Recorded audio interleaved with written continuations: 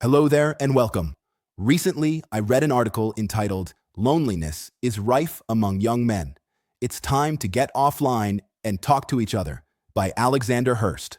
It focuses on the issue of loneliness and isolation among men, particularly young men, and its broader societal implications. The article mentioned the decline in male friendships. Since 1990, there has been a sharp decline in the number of people men report being close to. And here is a startling statistics on young men in the US ages 18 to 23. Two-thirds believe nobody truly knows them. One-third haven't seen anyone outside their household in the past week.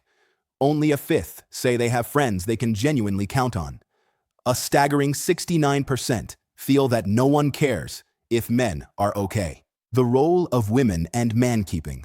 Psychologist Angelica Ferrara's research indicates that women also experience loneliness, but many in relationships with men often engage in mankeeping, taking on the emotional burden of being their male partner's sole intimate social connection. Next key aspect of the article is the dismissal and himpathy. Ferrara's work on male loneliness has faced dismissal as himpathy, suggesting it's too kind to men who should be self-reliant. The author argues that this dismissal is a mistake because men's failure to maintain close connections negatively impacts society as a whole due to interlinked lives, the man box, and domination. Since 2017, there's been a significant increase in men inhabiting the man box, a term for men holding deeply misogynistic beliefs about masculinity and gender roles. These beliefs include wanting control in relationships, like wanting to know where their wife or girlfriend is at all times. A significant percentage, 63%, of men wish they were more masculine. The article argues that for many men, masculinity is wrongly grounded in domination.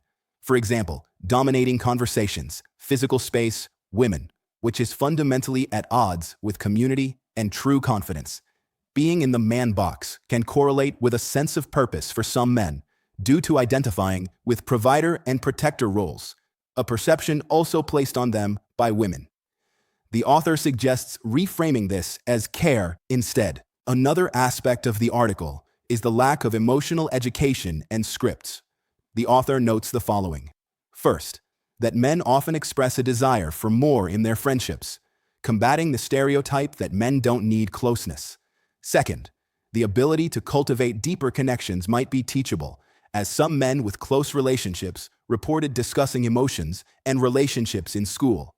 Third, Tavishi Gupta points out that society whisks away boys' natural openness about loving male friends at a young age, preventing them from having such relationships. And fourth, there's a lack of pop culture examples showing men discussing their feelings, unlike the numerous examples for women. Then, there is the manosphere and false substitutes for connection. The article highlights the manosphere as a place where grifters exploit men's loneliness by selling them poor substitutes for real community, such as the sad bravado of masculinism. So what can we do? The article concludes with a direct appeal to men, stating that it is their problem and responsibility to change the narrative. First, separate masculinity from domination. An identity formed around domination is always going to damage men, because it is fundamentally at odds with community. Second, reach out and ask deeper questions. Third, create a sense of community, ideally in offline third spaces. And lastly, shatter the glass walls of their own making. Let's break the cycle of male loneliness and redefine masculinity by finding real connections. And that is all I have for you today. Let me know what you think. Thank you for listening, and see you next time. Bye.